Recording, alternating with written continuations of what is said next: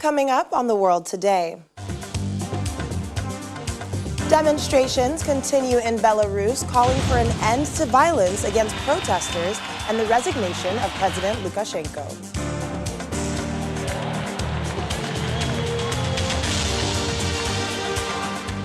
Palestinians reject UAE-Israel deal, calling it a stab in the back. Thousands of holidaymakers race to return to the UK following quarantine restrictions imposed on France.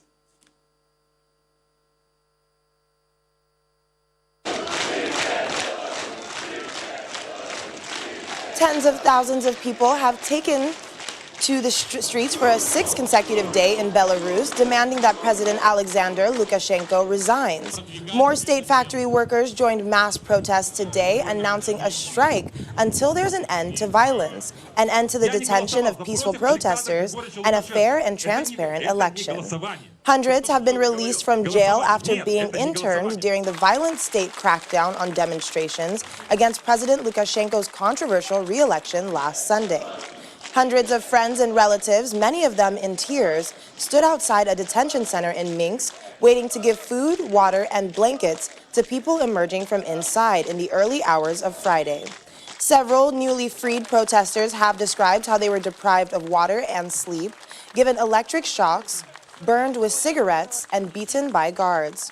Opposition leader Svetlana Tikhanovskaya has accused the authorities of creating a bloodbath and has called more rallies this weekend. Tikhanovskaya, who fled with nearby Lithuania this week for her safety, is demanding an election recount.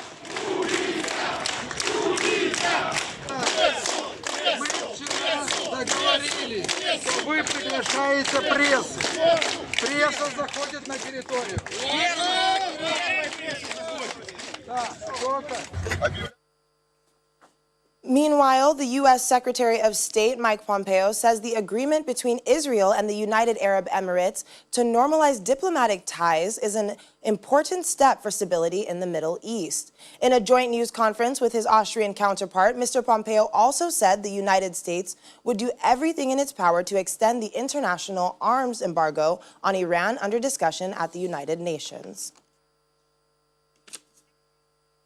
For more on the Israel-UAE peace deal, joining us now is our correspondent in Washington, D.C., Maria Bird. Maria, welcome to the program. Thank you for having me. Maria, so as we heard there with Iran's president, Trump has meddled or tried to meddle in various international peace deals like North Korea and Iran's, which may have not panned out too well, depending on who you ask. So how important is this Israel-UAE deal for President Donald Trump, especially ahead of the elections? This is extremely important for him. I mean, as we know, having the UAE and Israel in any type of cooperative relationship, and the U.S. being included in that, is one that will definitely be historic. And so this will definitely be one of those items that he will definitely be taking to the campaign trail, and he will be letting Americans know that he was a part of this, and he will definitely take credit for this cooperation. So if it's fulfilled, it will be a historic moment, and it'll be something that the U.S. hasn't seen since the late 1900s in 1979, 1994, with some of the more historic peace deals. So obviously he's asking that they leave out the area of occupying the West Bank from as far as Israel goes. But this will definitely be something that his administration will carry forward, and they're going to be working hard to ensure this happens. He's had quite an interesting, and I think most of the time it's been one of not great relations across the seas. And so this will be something that will bring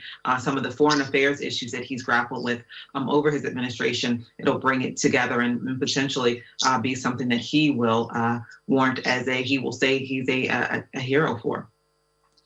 Well, the presidential race is on. President Trump has hailed this as a historic deal, but what kind of reactions have we seen from his contender, Joe Biden? Well, President, potentially Vice President Biden, previously with the Obama administration, they worked very hard with Israel. And so Joe Biden is going to definitely be praising this, but he's going to be tying this very much to, he's already released a statement that he's tying this to the Obama administration when President Obama was in office, and some of the work that he did to ensure that Israel relationships did move forward. And so I think he's looking at this more so focusing on his work as with the Obama administration on these peace deals.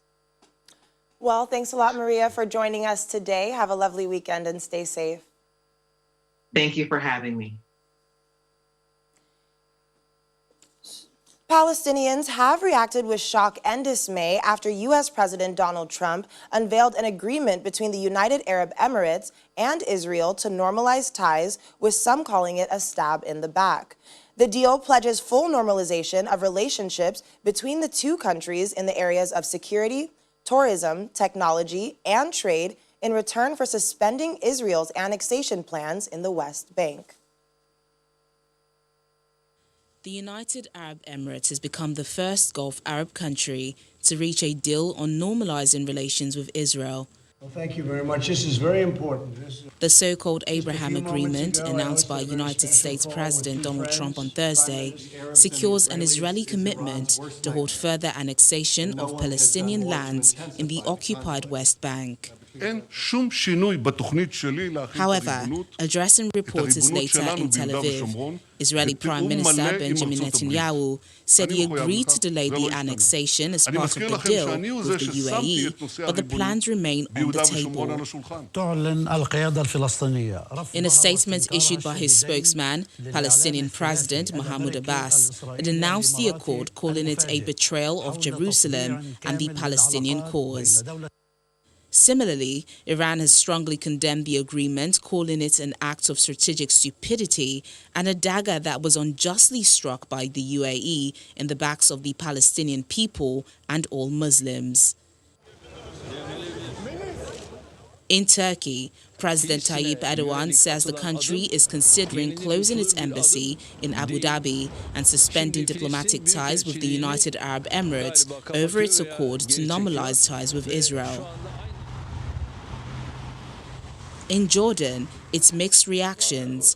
Authorities say that the UAE-Israel deal could push forward stalled peace negotiations if it succeeds in pushing Israel to accept a Palestinian state on land that Israel had occupied in the 1967 Arab-Israeli War. The country's former foreign minister voices skepticism that the move was done, as the UAE claims, with Palestinian issues in mind, dismissing it as a ploy to further interest between the UAE and Israel. This is a deal that has been made totally in the absence of Palestinians and did not even involve a reversal of annexation policy. The Israeli Prime Minister was very clear yesterday that he is still for annexation, that he is still going to go ahead with the annexation. The Trump plan calls for annexation, and so I don't see any reversal either of the US or the Israeli position.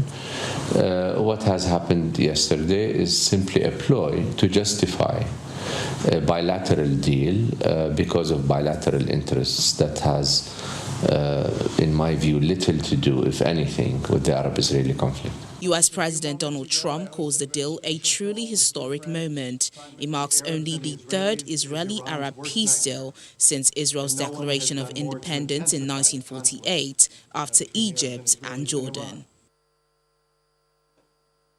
VOA's correspondent Linda Gradstein is in Jerusalem, Israel. Linda, there's a real sense of betrayal from the Palestinians and a majority of the rest of the Arab world. But over in Israel, how is all this being received? Are Israelis happy with this deal? Most Israelis are very happy with this deal. The United Arab Emirates is only the third Arab country to have full diplomatic relations with Israel after Egypt and Jordan. And I think there's a sense from a lot of Israelis that it makes them feel more part of the Middle East, that they see a future in which Israel can have diplomatic relations with a lot of Arab countries. I know my Facebook feed was filled with lots of people saying, when is the first flight to the UAE? I want to play golf there. I want to go skiing there. So I think Israelis have a lot of curiosity about other Arab countries in the Middle East and very much would like to travel there and would like to have diplomatic relations. That said, those on the hard line in Israel, especially the Jewish settlers, are upset about the deal because as part of it, Israel agreed to suspend its annexation of the West Bank, perhaps temporarily, perhaps permanently, it's not quite clear, and they were hoping for that annexation of at least part of the West Bank to Israel. Well, granted, this is a significant step, but questions remain. Prime Minister Netanyahu says annexation is still on the table, even though U.S. President Donald Trump says it's not. So what exactly was agreed? Well, it's not clear exactly what was agreed. The word suspend was used, that Israel would suspend its annexation of the West Bank. On the other hand, once something is suspended, it's much harder to kind of restart it.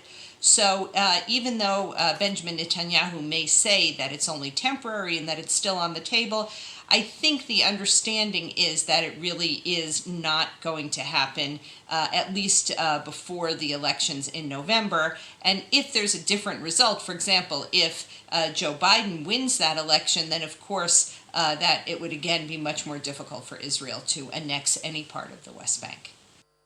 So what happens next? We know delegations from Israel and the UAE will meet at a point to sign bilateral deals regarding areas of mutual benefit. Where and when is that likely to take place? Well, it's been announced that next week an Israeli delegation, probably headed by the head of the Mossad, Yossi Cohen, will go to the United Arab Emirates to finalize the deal. President Trump has talked about a signing ceremony in the White House in several weeks. So I think the idea now was that the two sides will kind of work out all of the details and that there will be an official signing sometime in the next month. And Israel has said that it wants to have intensive talks with the United Arab Emirates, that it wants this to move forward as quickly as possible.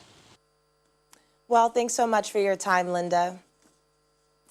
The campaign team for Democratic White House candidate Joe Biden has issued a critical response after U.S. President Donald Trump amplified a conspiracy theory about his running mate. The president said he had heard that Kamala Harris, a U.S.-born citizen whose parents were immigrants, doesn't qualify to serve as U.S. vice president. The Biden campaign called the comments abhorrent and pathetic. They noted that Mr. Trump spent years promoting a false birther theory that former President Barack Obama was not born in the U.S. Ms. Harris, a senator from California, on Tuesday became the first black woman and the first Asian American to be named as a running mate on a main party U.S. presidential ticket. Back in Austria, the IAEA says it's hopeful Iran will grant the UN watchdog access to its nuclear sites. Director General Rafael Grossi made the comments after meeting U.S. Secretary of State Mike Pompeo in Vienna. Mr. Pompeo said earlier that the United States would do everything in its power to renew the international arms embargo on Iran under review at the United Nations. Is a very important partner of the IAEA. They support us in many of our activities, and as naturally, I, as Director General, I talk to all our member states who have an interest in the activities of the agency. So it was important that Secretary Pompeo being in town, I would have a conversation with him. This is what we did, and it was, as always, an excellent dialogue.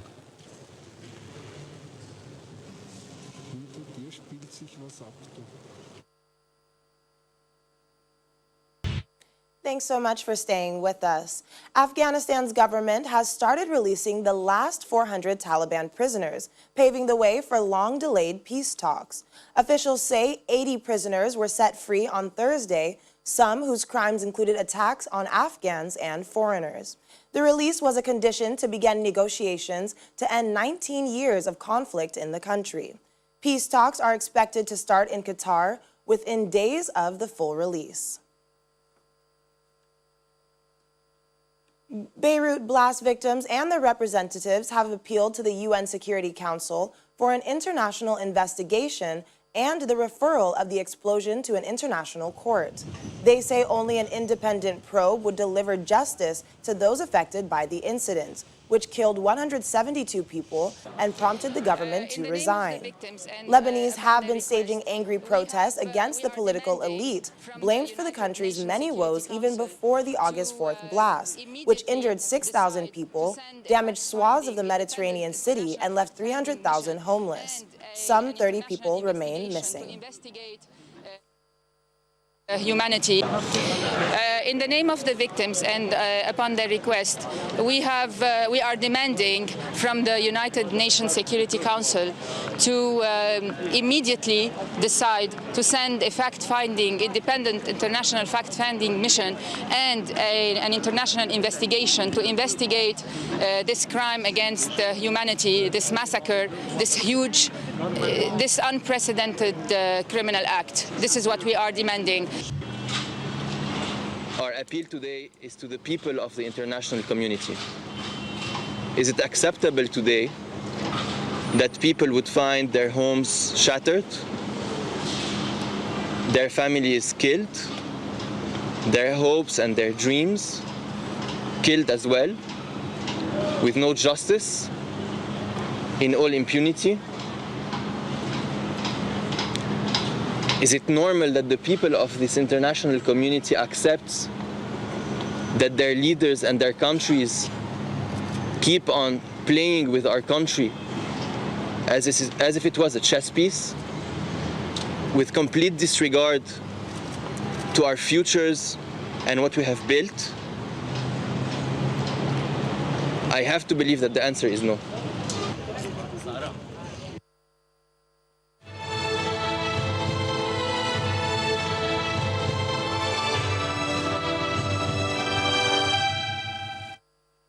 Shifting to the COVID-19 pandemic, thousands of holidaymakers are racing to return to the UK, with quarantine restrictions imposed on France coming into force from Saturday.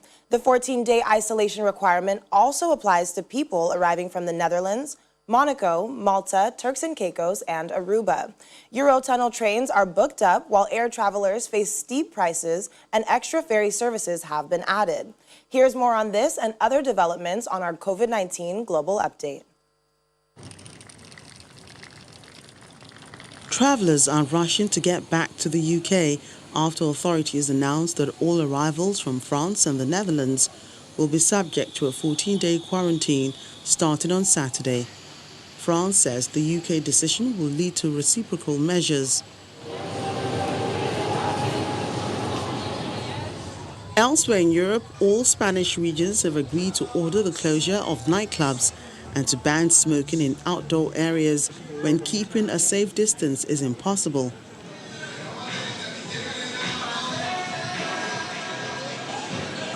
North Korea has lifted a 3-week lockdown in Kaesong, near the border with South Korea.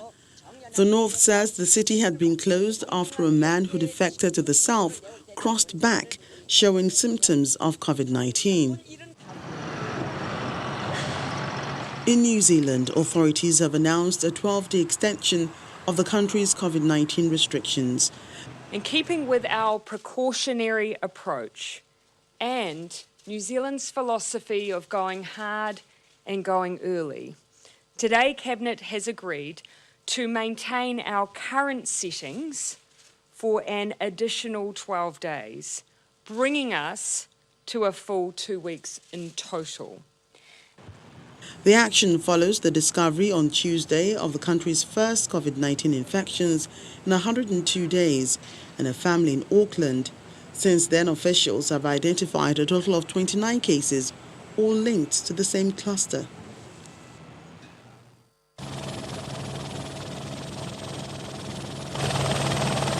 And in Australia, health authorities have been heavily criticised in an official inquiry into the Ruby Princess cruise ship coronavirus outbreak. A report found serious errors by New South Wales Health in its handling of suspected cases on board. Not a flinch at all. How is that? Yeah, not bad. Okay. The European Union has reached a deal with a British pharmaceutical firm for the purchase of at least 300 million doses of its potential COVID-19 vaccine. The EU's executive arm, which is negotiating on behalf of the 27 EU states, says the deal also includes an option to purchase 100 million more doses should the vaccine prove safe and effective. With an option to purchase 100 million more on behalf of EU member states. Meanwhile, producer of the vaccine, AstraZeneca, says production of 400 million doses of a COVID-19 vaccine for Latin America could begin early next year. In partnership with the Mexican and Argentinian governments, AstraZeneca plans to initially produce 150 million doses and eventually make at least 400 million for distribution throughout the region.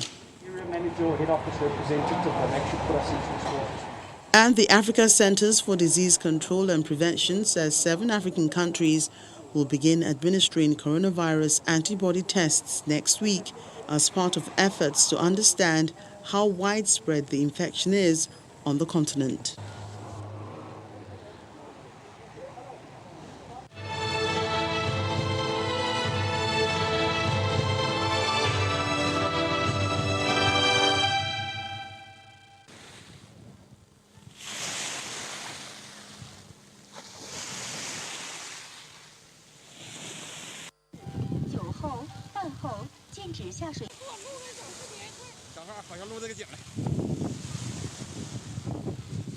A fantastic scenery of cloud domes appeared above the Xingkai Lake in northeast China's Heilongjiang province on Tuesday. The scenario occurred at 4 p.m. when a huge dark cloud seemingly touched the surface of the lake. The dark clouds in changing shapes kept gathering above the lake from different directions, forming the cloud dome. The amazing scenery is called an Arcus cloud. They are low-level, wide-ranging clouds typically associated with the powerful storm clouds and thunderstorms.